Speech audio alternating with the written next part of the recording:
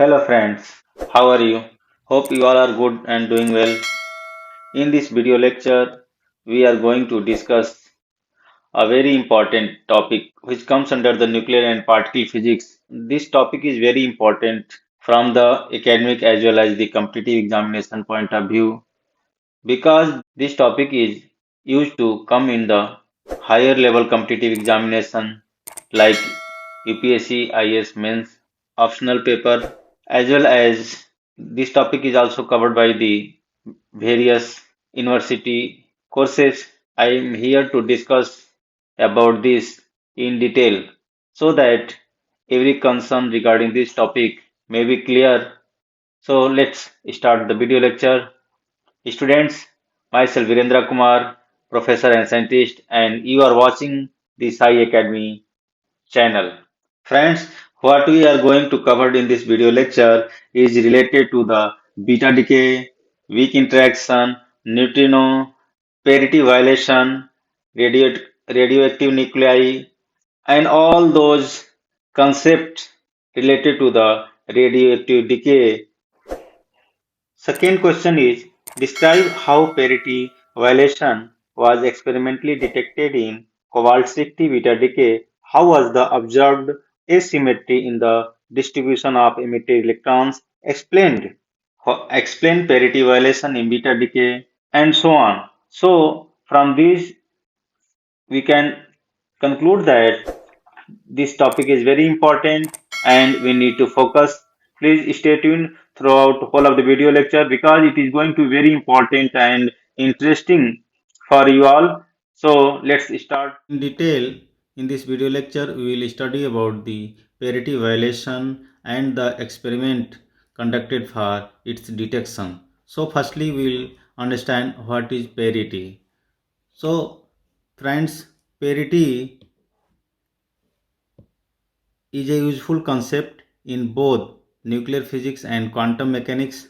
With parity, we can explain the type of stationary wave function, whether it is symmetric or asymmetric. In simple words, parity is the reflection of coordinates about the origin. We say that the parity is conserved if the probability of finding a particle between a certain range of coordinates is not affected by a transformation of the type of reflection coordinates. For odd parity, for example, wave function on reflection can be written as this, where after coordinate reflection wave function becomes negative. So in this case parity is odd. And for even parity, when the wave function on reflection remain positive, and in that case parity is positive. Even parity. Further, the parity of a system of particles is given by the product of the parities of the individual particles. So, friends, parity is one of the three important discrete operations in particle physics. The other two are charge and time. The charge operation changes particles to antiparticles in a system of interacting particles. T operation reverses the direction of the time in that system. Combination of these operations such as CP or CPT are also very important. Symmetry conservation and non-conservation, that is violation, can have dramatic effects for both particle physics and cosmological studies. The combined symmetry CPT is believed to be conserved for all the particle interactions. Consequences of CPT symmetry are that a particle and its antiparticle should have the same mass and lifetime. No violations of CPT have yet been observed. CP violation, however, has been observed, which we are going to discuss in detail in this video lecture. So, friends, understand what is parity violation. Friends, a parity operation on a system of interacting particles means to replace that system with its mirror image. It is a spatial inversion operation that has the effect of changing left-handed particles to right-handed particles and vice versa. Parity violation occurs when the rate for a particle interaction is different for the mirror image of that interaction. To understand parity violation in better way, let us first understand what is polar vector and what is axial vectors. Friends, polar vectors describe translational motion and can have a starting point of reference. Polar vectors change sign after reflection through the origin. Examples of polar vectors are linear momentum, force, displacements, etc. Now let us see what is axial or pseudo vectors. So friends, axial vectors describe rotational motion and used to act along the axis of rotation and follow the right-handed screw rule for their direction. Examples of axial or pseudo vectors are angular momentum, torque, magnetic field, spin, etc. Friends, now let us consider angular momentum vector. In this case, you can see that L is equal to R cross P, displacement vector cross P, momentum vector. So the component of the angular momentum along x-axis and y-axis and z-axis. Here you can see that after reflection the sign of these components doesn't change. If you are changing y, then z also changes, and total effect of the reflection remain null. That means the axial vectors on reflection doesn't change, the parity remains the even parity. Now let us discuss about the pseudo scalar. Friends, a scalar product of two polar vectors or two axial vectors is a scalar that remains invariant under reflection of the coordinate system, and in this case parity remains the even parity. But what happens when you do the scalar product of polar vector with axial vector and vice versa? In that case, we get a number that changes on sign on deflection of the coordinates. These numbers are referred to as the pseudo numbers, and in this case parity becomes the odd parity. Observation of pseudo scalar quantities therefore signifies the non-conservation of parity. So our purpose in this video lecture to detect this number pseudo scalars, so that we can get that there is a violation of parity in beta decay. Friends, let us discuss parity violation in beta decay.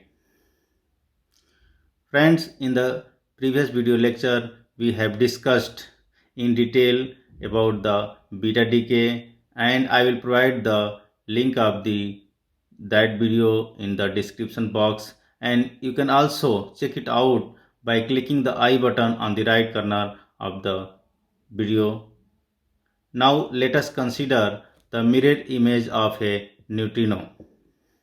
So if this is a neutrino case, and after mirroring this becomes like this. So let the neutrino travel towards mirror with momentum p nu. Since the spin s nu of the neutrino is oppositely directed to p nu here, so if the linear momentum of the neutrino is along this direction, the spin vector of the neutrino will be opposite to it. The mirror of this the mirror image of this neutrino is different than the original. As you can see that after mirror image, the momentum becomes in this direction and spin vector also comes along this direction. Because of this, the mirror image of the neutrino becomes different from the mirror image. That means it becomes a different particle, and that is here there is a violation. Hence, the motion of a neutrino given by the mirror image is not possible for it, as it refers to a different particle, and this different particle is known as antineutrino. And this is termed as the non-conservation of parity or parity violation in case of the beta decay, in case of the weak interaction. So, to discuss the experiment which ultimately proved the parity violation in the beta decay, we will study about some basic concepts about the adiabatic demagnetization, because this is the method which was adopted during the experiment to make the sample cool at very low temperature, almost near to the absolute temperature. So let us understand what is adiabatic demagnetization. By magnetizing and demagnetizing a paramagnetic substance while controlling the heat flow, we can lower its temperature by exploiting the relationship between the effects of magnetic field strength of an applied field and the entropy of an object. That means by applying the magnetic field on the paramagnetic material, we can decrease the temperature of the paramagnetic material by exploiting the relationship between the entropy and the magnetic field.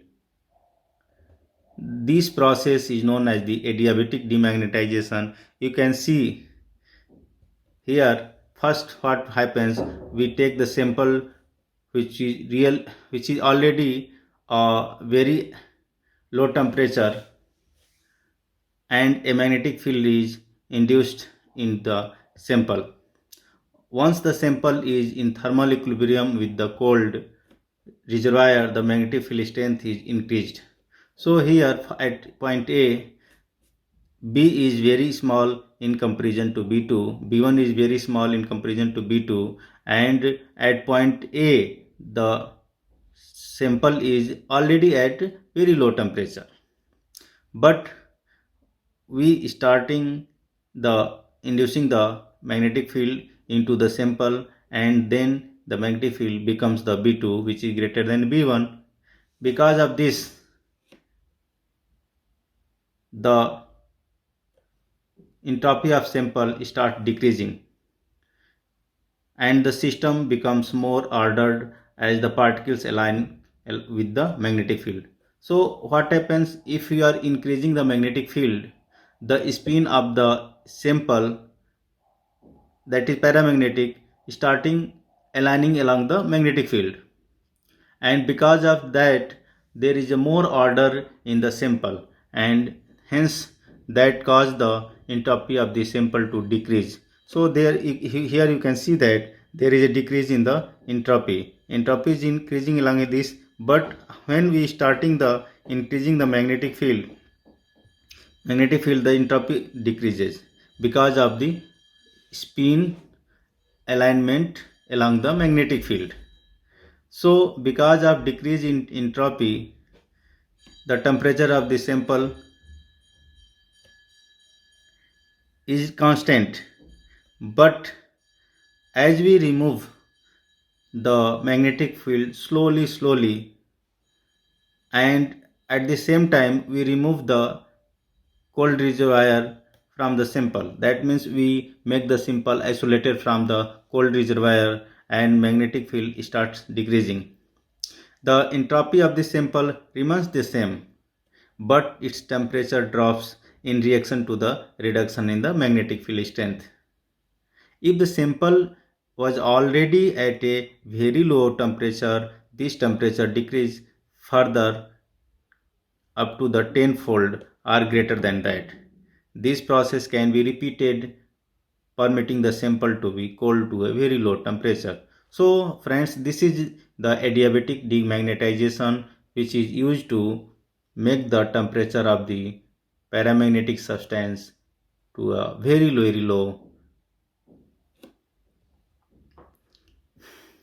The Wu experiment was done for detecting the parity violation in the beta decay, and this was done in 1956 by the Chinese American physicist named Xin Swing Wu in collaboration with the low temperature group of the US National Bureau of Standards. So friends, if parity conservation is true, a mirror version of the world would behave as the mirror image of the current world. That means where left is right and right is left. If the parity conservation were violated, then it would be possible to distinguish between a mirrored version of the world and the mirror image of the current world. If a particular interaction respects parity symmetry, it means that if left and right were interchanged, the interaction would behave exactly as it did before the interchange. The name of the Wood experiment was to determine whether the decay products of the Cobalt 60 were being emitted preferentially in one direction or not. This would signify the violation of parity symmetry, because if the weak interaction were parity conserving, the decay emissions should be emitted with equal probability in all directions. So now question is, why the Cobalt 60 was taken as the sample for detecting this parity violation in beta decay. So let us see why this Cobalt 60 was taken. The reason for this is that the Cobalt 60 nucleus carries spin, and spin doesn't change direction under parity. That means there is conservation of parity when there is conservation of parity in case of the spin, because angular momentum is an axial vector. Conversely, the direction that the decay products are emitted is changed under parity because momentum is a polar vector. In other words, in the real world, if the cobalt 60 nuclear spin and the decay product emissions were both in roughly the same direction, then in the mirror world they would be in roughly opposite direction, because the emission direction would have been flipped but the spin direction would not. That's why the cobalt 60 was taken as a sample for the detection of the parity violation. Now, what were the method for the U experiment to achieve the highest possible polarization of cobalt 60 nuclei having very small magnetic moments as compared to the electrons? Strong magnetic field were required at extremely low temperatures, far lower than what could be achieved by the liquid helium cooling alone. Therefore, the adiabatic demagnetization process was adopted to achieve the lower temperature. The radioactive cobalt was deposited as a thin surface layer on a crystal of cerium magnesium nitrate, a paramagnetic salt with a highly anisotropic Landé G factor. The salt was magnetized along the axis of high G factor, and the temperature was decreased to 1.2 Kelvin by pumping the helium to the low pressure. Shutting of the horizontal magnetic field resulted in temperature decreasing to about 0.003 Kelvin. The horizontal magnet was opened up, allowing room for vertical solenoid to be introduced and switched on to align the cobalt 60 nuclei either upward or downward. Only a negligible increase in temperature was caused by the solenoid magnetic field, since the magnetic field orientation of the solenoid was in the direction of low G factor. So friends, here you can see in this image the arrangement of the equipments for detecting the parity violation in the U experiment. So here the horizontal magnetic field by the for the adiabatic demagnetization, and you can see there is the solenoidal arrangement of the magnetic field.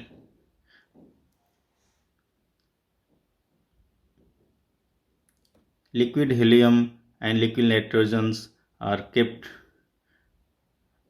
for the cooling of the specimen. The production of gamma rays was monitored using equatorial and polar scintillation counters as a measure of the polarization. Gamma ray polarization was continuously monitored over the next quarter hour as the crystal warmed up and anisotropy was lost. Likewise, beta ray emissions were continuously monitored during this warming period. The experiment monitored the decay of cobalt 60 atoms that were aligned by a uniform magnetic field and cooled to near absolute with the help of the adiabatic demagnetization, so that the thermal motions did not ruin the alignment of the spin. Cobalt 60 is an unstable isotope of cobalt with atomic number 27 that decays by beta decay to the stable isotope nickel 60. During this decay, one of the neutrons in the cobalt 60 decays to a proton by emitting an electron and electron antineutrino via the weak interaction, or weak interacting W minus boson. The resulting nickel nucleus, being in high energy state, excited state, and promptly decays to its ground state by emitting two gamma rays.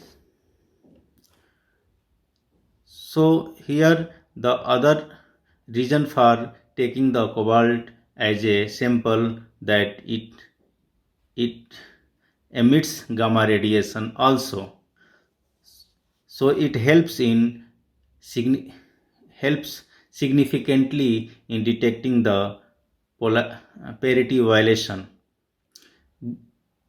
Hence, the nuclear reaction in this case is cobalt 60 to nickel 60 plus electron emission with electron antineutrino plus 2 gamma rays, 2 gamma photons emission.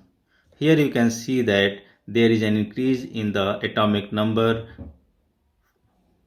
because here neutron changes to proton and there is a emission of electron and antineutrino. The gamma rays releasing from the nickel 60 nucleus is an EM process, since EM was known to respect the parity conservation, and therefore they would be emitted roughly equally in all directions. That is, the emission in case of gamma rays is isotropic.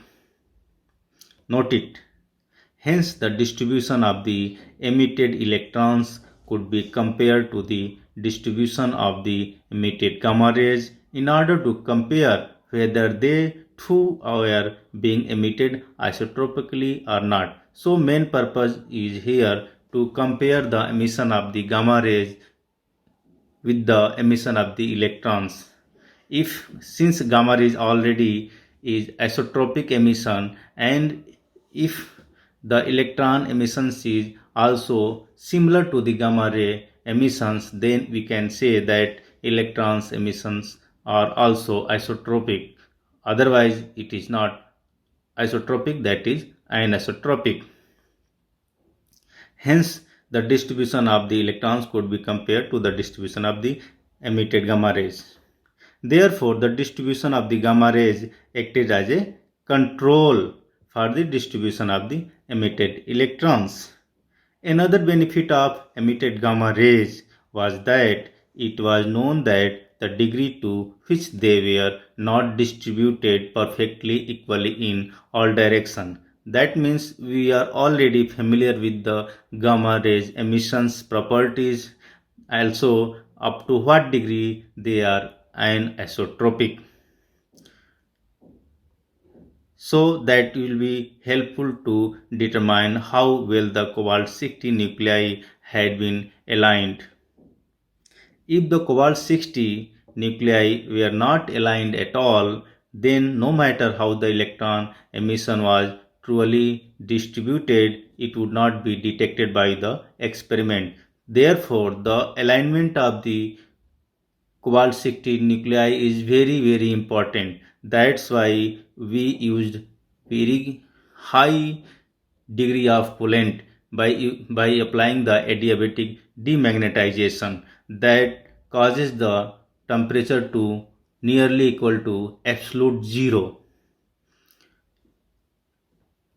Friends, this is because an unaligned sample of nuclei could be expected to be oriented randomly, and thus the electron emission would be random and the experiment would detect equal number of electron emissions in all directions, even if they are being emitted from each individual nucleus in only one direction. That's why the alignment of the cobalt nuclei was very important.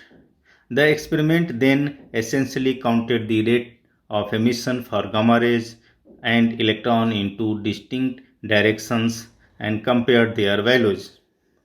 This rate was measured over time and with polarizing field oriented in opposite directions. If the counting rates for the electrons did not differ significantly from those of the gamma rays, then there would have been evidence to suggest that the parity was indeed conserved by the weak interaction, but it was not the case. However, the counting rates were significantly different. Then there would be strong evidence that the weak interaction does indeed violate parity conservation, that is, weak interaction shows the parity violation. So now friends, we'll discuss about the results of the U experiment. What were the results during after the experiment by the Wu? In the experiment carried out by Wu, the gamma ray anisotropy was experimentally 0.6. That is, approximately 60% of the gamma rays were emitted in one direction, whereas 40% were emitted in the other direction. If the parity were conserved in the beta decay, the emitted electrons would have had no preferred direction of decay relative to the nuclear spin, and the asymmetry in the emission direction would have been close to the value for the gamma rays. But, however, Wu observed that the electrons were emitted in a direction preferentially opposite to that of the gamma rays. And you know that gamma rays is isotropic, but the electron emissions after experiment was found to be different from the direction of the different direction of the gamma rays. That means they were not isotropic, they become anisotropic.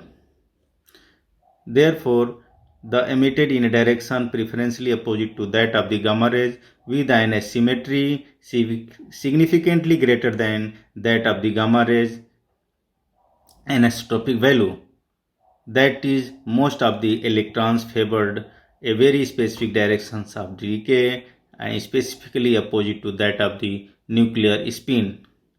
The observed electron asymmetry did not change sign when the polarizing field was reversed, meaning that the asymmetry was not being caused by the remnant magnetization. So during the experiment it was also checked that the asymmetry which we are obtained is coming not because of the magnetization. So after removing the magnetic effect, the asymmetry did not change sign. So it was proved that there was a gross violation of the parity in the weak interaction. So what is the fundamental mechanism during the weak interaction in case of the beta decay? So friends, we will see here at the fundament, we see here with the help of the Feynman diagram that neutron is converted into the proton via the weak interacting particle W minus boson. So W minus boson further decay into the electron, and there is emission of electron antineutrino. So friends, at the fundamental level, what happens in the beta decay? There is a conversion of the negatively charged down quark. So charge of the down quark is minus 1 by 3 electron fraction to the positively charged plus 2 by 3 electron of the up quark, along with the emission of W minus boson,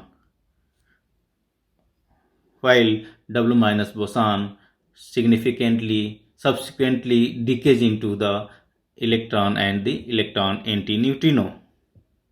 So this is the equation for the beta decay in case of weak interaction. The quark has left part and right part.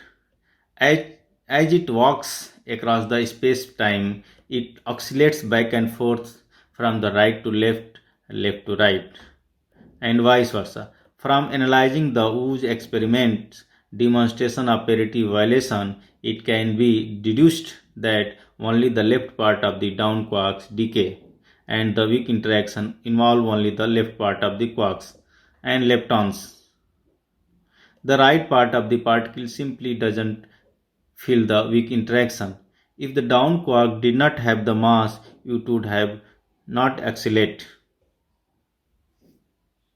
Its right part would be quite stable by itself, but it was not the case because the down quark is massive, it oscillates and decays. So here you can see that the total angular momentum of the cobalt is 5. The strong magnetic field vertically polarizes the cobalt nuclei such that the total angular momentum of the cobalt is plus 5. Since the total angular momentum of the nickel is 4 and the decay conserves angular momentum, therefore by the equation of the conservation of the angular momentum, we can write that total angular momentum of the cobalt is equal to the total angular momentum of the nickel plus angular momentum of the electron plus angular momentum of the electron antineutrino. Therefore implies that the angular momentum of the electron as well as the angular momentum of the electron antineutrino comes out to be equal to plus half. Thus, the concentration of beta rays in the negative z direction indicated a preference for left-handed quarks and electrons. So, friends, this was the mechanism of the beta decay. So, friends, I have discussed in this video lecture in detail the parity violation, parity concepts, different axial polar vectors, and the experimental setup of the Wood experiment, as well as what is the adiabatic demagnetization process. I hope that you enjoyed this video lecture, and if you have any doubts, if you have any query regarding this video lecture and any other doubts regarding the physics, please let me know via comments. Please go into the comment and provide your feedback.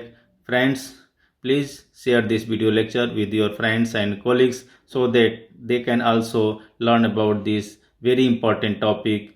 If you are first time watching this Sai Academy channel, please subscribe this Sai Academy channel and press the bell icon so that the notification of the upcoming videos can reach to you